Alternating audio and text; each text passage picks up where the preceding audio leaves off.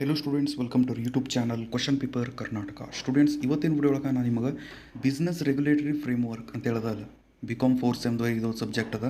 So ಆ ಸಬ್ಜೆಕ್ಟ್ದು ನಾನು ನಿಮಗೆ ಇವತ್ತಿನ ವಿಡಿಯೋ ಒಳಗೆ ಇಂಪಾರ್ಟೆಂಟ್ ಕ್ವಶನ್ಸ್ ಯಾವ್ಯಾವ ಇಂಪಾರ್ಟೆಂಟ್ ಅಂದ್ರೆ ಫುಲ್ ಇಂಪಾರ್ಟೆಂಟ್ ಅಲ್ಲ. ಇವು ಮತ್ತೆ ನಿಮ್ಮದು ಟೆಕ್ಸ್ಟ್ ಬುಕ್ ಒಳಗೆ ಏನದ ನೋಡಿ ಸಿಲೆಬಸ್, ಅದು ಕಂಪ್ಲೀಟ್ ಆದ ಬಳಿಕೆ ನೀವು ಇದು ಓದಬೇಕಾಗ್ತದೆ. ಆದ್ರೂ ಸ್ವಲ್ಪ ನಾ ಏನು ಮಾಡೀನಂದ್ರೆ ನನಗೆ ಇಂಪಾರ್ಟೆಂಟ್ ಅನಿಸಿವು ಸ್ವಲ್ಪ ಕ್ವಶನ್ಸ್ ಅದನ್ನು ಇದ್ರೊಳಗೆ ಹೇಳೀನಿ. ಅವು ಯಾವ್ಯಾವ ಅಂಥೇಳಿ ನೀವು ರೆಫರ್ ಮಾಡಿದ್ರೆ ಮಾಡ್ಬೋದು. ನಾ ಇದು ವಿಡಿಯೋ ಎದ್ರ ಸಲೇನು ಮಾಡ್ಲತ್ತೀನಂದ್ರೆ, ಒಬ್ಬರು ವಾಟ್ಸಪ್ ಒಳಗೆ ಮೆಸೇಜ್ ಅದು ಕಳಿಸಿರು, NEP ಬಿ.ಕಾಮ್ 4th ಸೆಮ್ದವ್ರದ್ದು ಬಿಸ್ನೆಸ್ ರೆಗ್ಯುಲೇಟರಿ ಫ್ರೇಮ್ವರ್ಕ್ ಅಂತೇಳಿ ಸಬ್ಜೆಕ್ಟ್ ಅದ. ಅದ್ರ ಮೇಲೆ ಇಂಪಾರ್ಟೆಂಟ್ ಕ್ವಶನ್ಸ್ ಅದು ಹೇಳಿರಿ ಸರ್ ಅಂತೇಳಿ ಅಂದರು. ಸೊ ಅದ್ರ ಸಲೇನ ಇವು ಇಂಪಾರ್ಟೆಂಟ್ ಕ್ವಶನ್ಸ್ ಅದು ಯಾವ್ಯಾವ ಅದ್ರ ಬಗ್ಗೆ ಇವತ್ತಿನ ವಿಡಿಯೋ ಒಳಗೆ ನಾನು ನಿಮ್ಮ ಜೊತೆ ಡಿಸ್ಕಸ್ ಮಾಡತ್ತೀನಿ. ವಿತ್ ಆನ್ಸರ್ ಹೇಳತ್ತೀನಿ, ಬರೀ ಕ್ವಶನ್ಸ್ ಅಷ್ಟೇ ಇಲ್ಲ, ಆನ್ಸರ್ನೂ ಅವು ಆನ್ಸರ್ ಭೀ ನಾ ಇವತ್ತಿನ ವಿಡಿಯೋ ಒಳಗೆ ಹೇಳತ್ತೀನಿ. ಸೊ ಅದಕ್ಕೆ ನೀವು ವಿಡಿಯೋ ಒಂದ್ಸಲ ಫುಲ್ ನೋಡಿರಿ. ಸೊ ಈಗ ಇದು ಬಿಸ್ನೆಸ್ ರೆಗ್ಯುಲೇಟರಿ ಆ್ಯಂಡ್ ಫ್ರೇಮ್ವರ್ಕ್ ಅಂತ ಹೇಳಿದ ಸಬ್ಜೆಕ್ಟ್ ಅದಲ್ಲ. ಇದ್ರೊಳಗೆ ಫಸ್ಟ್ ಚಾಪ್ಟರ್ ಯಾವ್ದು ನೀವು ಇಲ್ಲೇ ನೋಡ್ಬೋದು, module 1 Indian Contract Act 1872.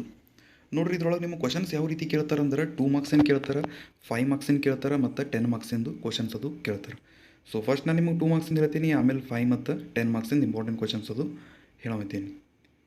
So ಈಗ ಫಸ್ಟ್ ಕ್ವಶನ್ ಯಾವ್ದು ಅಂದ್ರೆ ನೀವು ಇಲ್ಲಿ ನೋಡ್ಬೋದು, ವಾಟ್ ಈಸ್ ಕಾಂಟ್ರಾಕ್ಟ್ ಅಂತ ಹೇಳ್ದ. ನೆಕ್ಸ್ಟ್ ಇದ್ರದ್ದು ಆನ್ಸರ್ ನೀವು ಇಲ್ಲೇ ನೋಡ್ಬೋದು, a contract is a legally binding agreement between 2 or more parties that outlines their rights and obligation. ಇದು ಫಸ್ಟ್ ಕ್ವಶನ್ ಆಯಿತು. ಈಗ ನೆಕ್ಸ್ಟ್ ಸೆಕೆಂಡ್ ಕ್ವಶನ್ ಯಾವ್ದು ಅಂದ್ರೆ, define Indian Contract Act 1872. So ಇದರ ಆನ್ಸರ್ ನೋಡ್ರಿ ಏನದ, the Indian Contract Act 1872 is a significant piece of legislation that governs contract in India. It was enacted during British rule and continues to be a foundational part of Indian contract law. So ನೀವು ಇಷ್ಟು ಬರೆದ್ರೂ answer correct ಆಗ್ತದೆ. ಇಲ್ಲ ನೀವು full ಬರೀತೀರಂದ್ರೆ full ಬರಿಬೋದು. ಈಗ next question ನೋಡ್ರಿ ಯಾವ್ದು ಅಂದ್ರೆ, what is an offer? An offer is a clear and specific proposal made by one party, the offerer, to another party, the offeree, which the intention of entering into a contract under certain terms and condition. It is essentially an expression of willingness to be legally bound by those terms if the offeree accepts the offer. Next question ನೋಡ್ರಿ ಯಾವ್ದು ಅಂದ್ರೆ, what is an acceptance? Acceptance in contract law is the clear and voluntary agreement by the offeree and to the terms of an offer, forming a legally binding contract between the parties.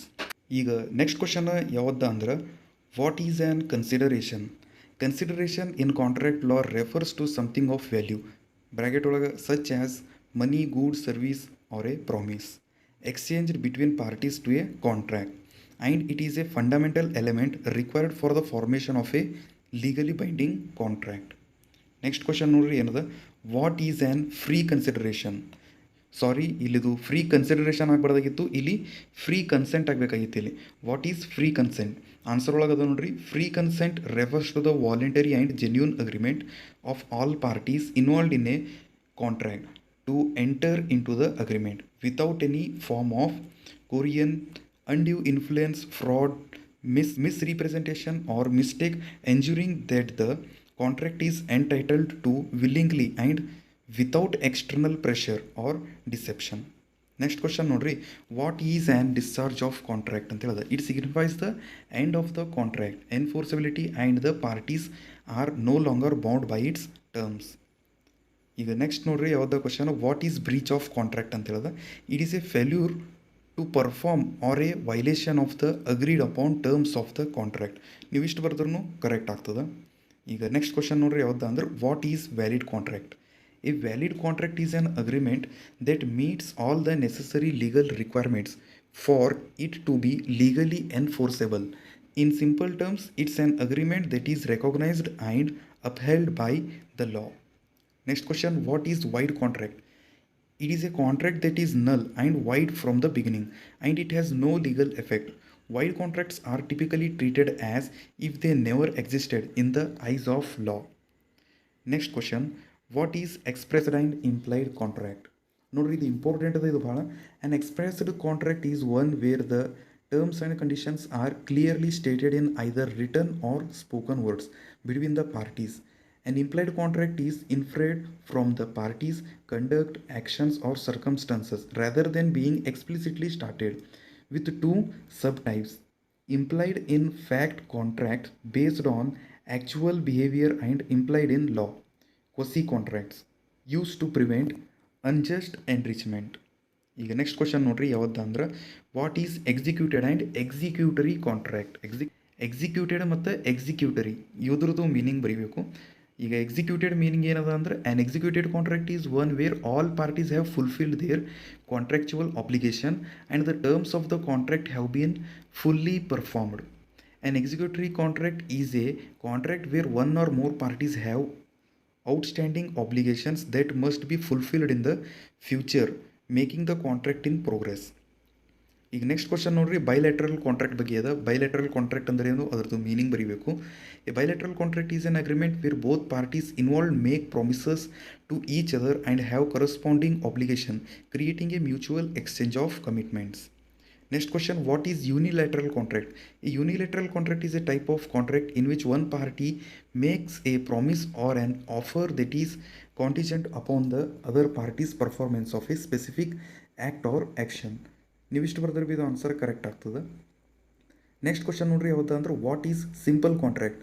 A simple contract is also known as an informal contract or a simple agreement.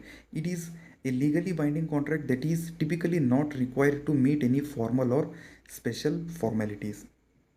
Next question, what is contractual capacity? Contractual capacity, also known as capacity to contract, refers to a person's legal ability or contemporary to enter into a contract.